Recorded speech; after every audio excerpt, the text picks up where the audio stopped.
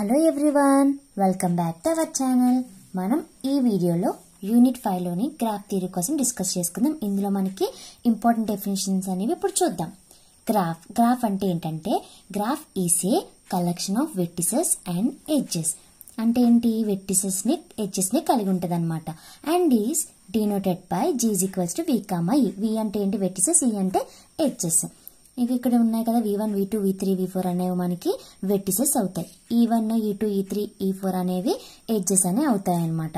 ఈ ఎడ్జెస్ ని మనం ఎలా రాసుకోవచ్చు, V1, V2 అని రాసుకోవచ్చు కదా, ఎడ్జ్ 1 ని, ఎడ్జ్ 2 ని V2, V4 అని రాసుకోవచ్చు. అలాగే ఇది మొత్తం కూడా, ఇది మనకి గ్రాఫ్.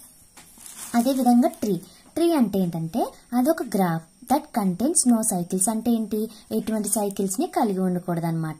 దాన్ని మనం ఏమంటామంటే ఎసైక్లిక్ గ్రాఫ్ అంటాం. అంటే ఎటువంటి సైకిల్స్ ఉండకూడదు. And connected acyclic graph is called a tree.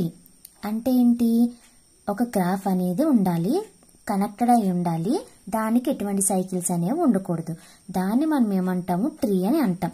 A connected graph with no cycle is called a tree. దానికి ఎగ్జాంపుల్ చూడండి, V1 ఇది ఒక వెర్టిసెస్, V2, V3 ఇవి 2 వెర్టిసెస్ ఉంది, 1 ఎడ్జ్ ఉంది. ఇది కనెక్ట్ అయిన చూడండి, ఇక్కడ మనకి 2 అనేవి ఏమున్నాయి, ఎడ్జెస్ ఉన్నాయి. ఇవి కనెక్ట్ అయింది, కానీ ఎటువంటి సైకిల్స్ అనేవి లేవు. ఓకే, సైకిల్స్ అనేవి ఏముంటాయి, ఎండ్ పాయింట్ స్టార్టింగ్ పాయింట్ ఒకటి ఉండాలి. ఇక్కడ ఏ సైకిల్స్ లేవు కాబట్టి ఇది మనకి ఏమవుతుంది, ట్రీ అనేది అవుతుంది. ఇప్పుడు స్పానింగ్ ట్రీ అంటే ఏంటో చూద్దాం. స్పానింగ్ ట్రీ అంటే ఇప్పుడు గ్రాఫ్ ఉంది కదా, గ్రాఫ్ లో ఉన్న అన్ని వెర్టిసెస్ కూడా ఉంటాయి.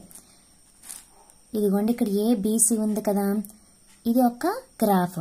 గ్రాఫ్ కి సబ్ గ్రాఫ్ అనమాట. స్పానింగ్ ట్రీ అంటే ఏంటి, ఒక గ్రాఫ్ కి సబ్ గ్రాఫ్. అంటే ఇవన్నీ సబ్ గ్రాఫ్స్.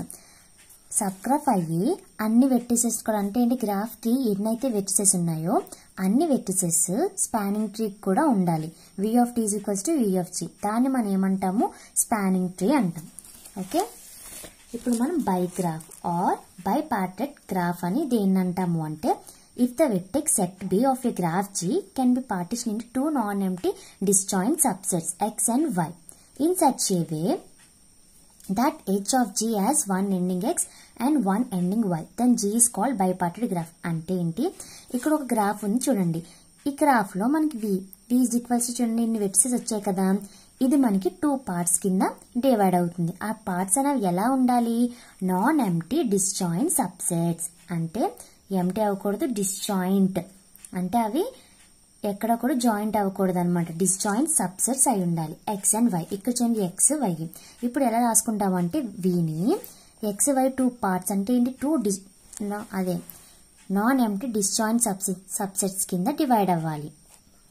కాబట్టి ఇక్కడ చూడండి V1, V6, V3, V4 ఇవన్నీ కూడా ఎక్కడైనా సరే జాయిన్ అయి ఉన్నాయా, లేవు, డిస్జాయింట్ గా ఉన్నాయి.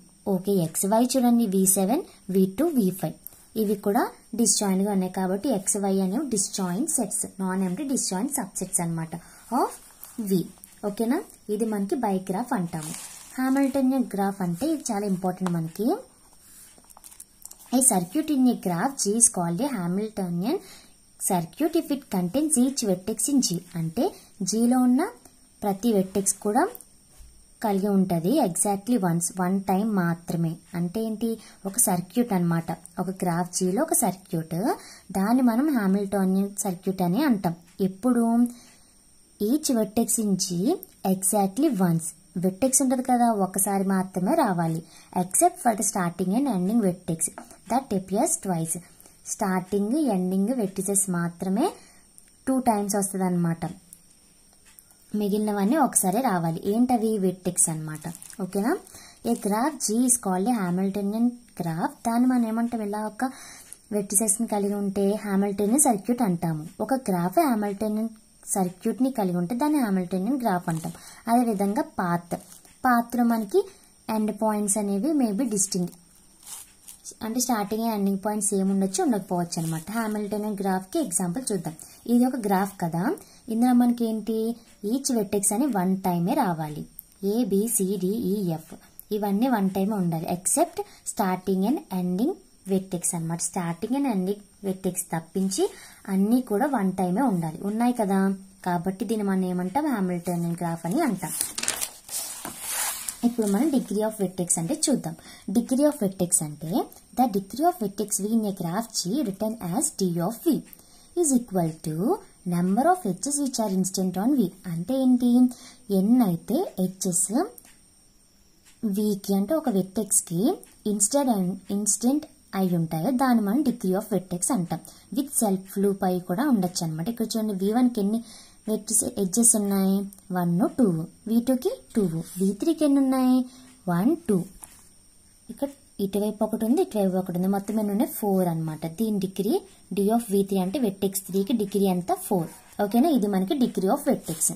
ఇప్పుడు మనకి ఆయిలర్ గ్రాఫ్ అంటే ఏంటంటే, a trail in G is called an Euler trail if it contains all the edges of G exactly once. అంటే ఏంటి, గ్రాఫ్ యొక్క ఎడ్జెస్ అనేవి ఒకసారి మాత్రమే వస్తాయి అండ్ అన్ని వెర్టిసెస్ ని కలిగి ఉంటాయి.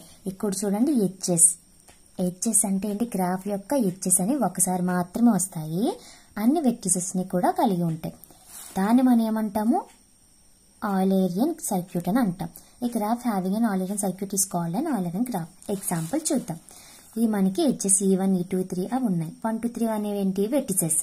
ఇప్పుడు మనకి ఏమవుతుందంటే వాక్ సీక్వెన్స్ అంటే ఏంటి, దీని యొక్క సీక్వెన్స్. ఫస్ట్ E1, ఇక్కడ ఎడ్జెస్ అనేవి ఏమున్నాయి, 1 2, ఇది 1, ఓకే, 1 2 మధ్య E1 ఉంది. తర్వాత E2, తర్వాత E3, 3కి 1కి మధ్య E3, తర్వాత E7, E5, E6, E7,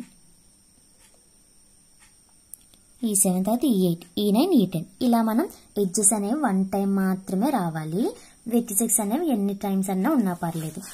ముందు మనం హామిల్టోనియన్ గ్రాఫ్ చూసాం కదా, ఇందులో మనకి వెర్టెక్స్ అనేవి 1 టైమే రావాలి except starting and ending vertices అన్నమాట. ఓకే, ఇప్పుడు మనం మినిమం స్పానింగ్ ట్రీ కోసం చూద్దాం.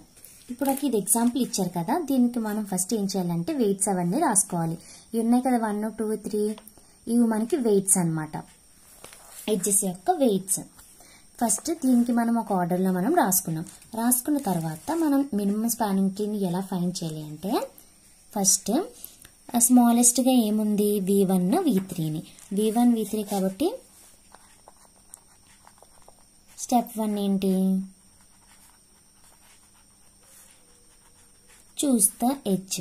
నేనేం తీసుకున్నాను, V1 V3ని, which has the minimal weight. Weight ఎంత ఉంది, 1 ఉంది కాబట్టి మనం డ్రాయింగ్ వేసుకున్నాం, అంటే V1 V3. తర్వాత స్టెప్ 2లో ఏమొస్తుంది, V1 V3 ఉంది కదా, V3 నుంచి చూసుకోవాలి. V3 నుంచి V1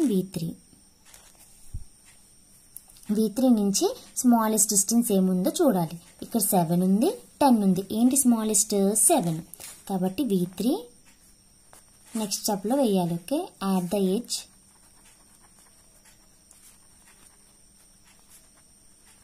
V3, V4. ఇక్కడ లేదు, V3, V4 యాడ్ చేస్తే మనకి ఏమవుతుంది, V1 V3, ఇది V4, ఇది 1 7. తర్వాత మనకి V4 నుంచి చూడండి, V4 నుంచి మనకి ఏంటి, షార్టెస్ట్ డిస్టెన్స్. ఇక్కడ మనకి V4 నుంచి 6 ఉంది, 2 ఉంది, 5 ఉంది, 8 ఉంది. షార్టెస్ట్ డిస్టెన్స్ మనకి 2. ఇక్కడికి వెళ్ళిపోయింది అనుకో, మనకి క్లోజ్డ్ లూప్ ఏం అవ్వకూడదు అనమాట. ఓకేనా, ఇక్కడ 2, ఇది V2. తర్వాత మనం V2 నుంచి ఏముంది, V9 ఉంది, వద్దు. V2 నుంచి V5 ఉంది, V4 అయిపోయింది కదా, కాబట్టి ఇది మనకి 4. స్టెప్ 3లో మీరు వేయండి స్టెప్ 3 స్టెప్ 4 అని. ఓకేనా, V5 ఇదంతా మనకి 4. తర్వాత V5 నుంచి ఏముంది, V5 నుంచి V4కు ఉంది, V6కు ఉంది. ఇది మనకి స్మాలెస్ట్ డిస్టెన్స్ కాబట్టి V3, అదే 3 V6. ఇప్పుడు మనకి ఏంటి అంటే లాస్ట్ వచ్చేసరికి n-1 ఎడ్జెస్ ఉండాలి, n వెర్టిసెస్ ఉండాలి. ఇక్కడ వెర్టిసెస్ ఎన్ని ఉన్నాయి, 1 2 3 4 5 6. కానీ ఇక్కడ మొత్తం ఎన్ని వెర్టిసెస్ ఉన్నాయి, 1 2 3 4 5 6 7 అనే ఉన్నాయి. ఇక్కడ మాత్రం 6 మాత్రమే ఉన్నాయి.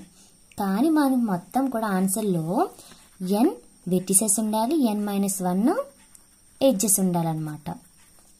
కాబట్టి మనం V7ని యాడ్ చేయాలి. V4 ఉంది కదా, V4 నుంచి యాడ్ చేస్తే 10. ఇక్కడ V3 టు V7 ఏమొచ్చింది మనకి 11 ఇక్కడ 11 10 V6 నుంచి యాడ్ చేస్తే 14 కాబట్టి స్మాలెస్ట్ డిస్టెన్స్ ఏముంది 10 V7 ఇవన్నీ యాడ్ చేస్తే మనకి మినిమం కాస్ట్ ఎంత అవుతుంది అంటే